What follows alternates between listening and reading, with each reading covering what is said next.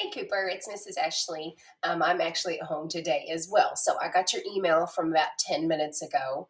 And here's what you need to do on that activity, okay? So I'm in Google Classroom. I don't think this is your Google Classroom class, Cooper, but it's all the same stuff. So you're going to click on this Let Them Speak activity right here that I have for you in Google Classroom. And you'll have to be patient. My computer is a little bit slow today. And I'm going to go to the instructions. Okay, so there's two things that you need to do here. You need to open both of these documents. So this first one is from Common Lit. It's a common literature a website that I like to use. And it allows me to actually incorporate English and literacy standards to you guys through history reading, okay? So you're going to open this one. I'm going to go back to Google Classroom, and we're going to open up that perspectives worksheet, okay? You need both of those open. And actually what I'm going to do, I'm going to split my screen. That way I have the reading material on one side and the Let Them Speak perspectives on the other side. It's something called Tab Scissors that I use through the add-on store, which is pretty cool. So I'm going to get it where I want it. Okay, so now I've got the reading material on one side and I've got the perspective sheet on the other. This is easy to do on a Chromebook too if you want to split your screens. You don't have to, it's just something that I do that's easier.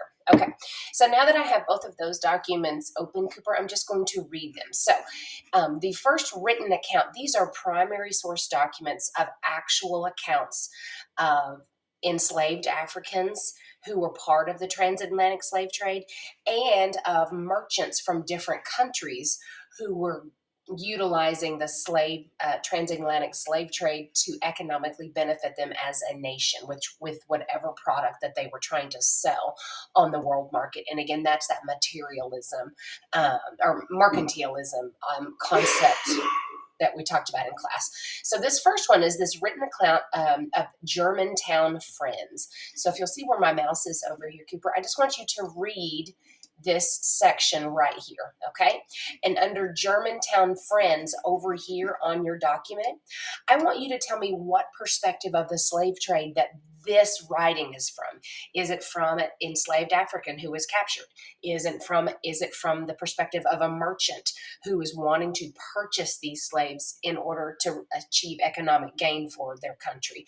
So I just want you to give me a little over here on the document as I'm typing, if you'll just give me a little blurb about this is from the Society of Friends, also known as the Quakers, were English Christians who were widely criticized for their beliefs. So you're just going to give me an kind of a summary of that reading over here where I've started typing on your document. Does that make sense? And again, tell me the perspective. Were they for slavery or against slavery? Were they a merchant going to buy the slaves, or were they the enslaved Africans that were captured? So basically, you're just going to read each one of these. The next one is over Humphrey Morris. Over here on your worksheet where my circle is, you'll type a little summary about what that part was about Humphrey Morris, who was Humphrey, and what was his perspective of the slave trade. Again, was he a merchant buying slaves, or was he an enslaved African that was captured and brought overseas? So that's pretty much what I want you to do, kiddo. This Common Lit is actually a pretty cool thing. You can click on these numbered sequences here. So like this number 1 here, you can click on it and it'll bring up the definition of what radical is. So it'll give you a better interpretation of what you're reading. This one down here, number 2, for plantation owners, people who own land that is used for growing crops. It'll tell you what that definition is. So it's pretty cool. There's also some questions on the document. You don't have to look at it if you don't want to, but that's what they're there for. If you click on the question 1, it'll give you a question about that part of the reading. So this one's about the Quakers. How did the Quakers feel about slavery? And then they believed it was against their beliefs. So this question here, if you were to click on it in the reading, is actually something really good that you could put over here. So overall, you know, the Quakers of Germantown, Pennsylvania were against slavery because it went against their beliefs. So their perspective is they're not the merchants, they're not the enslaved Africans, but they're people living in the British colonies in Pennsylvania who adamantly disagreed with slavery because it went against their beliefs. So if you were to click on these questions, it would be a good thing to put. That would be a great summary right there for your answer on this sheet. Now, I wouldn't copy and paste the question directly because that's plagiarism. We definitely don't want to get into anything that's plagiarism. So, um, the Google document that I have over the perspectives, there's 8 things to fill out.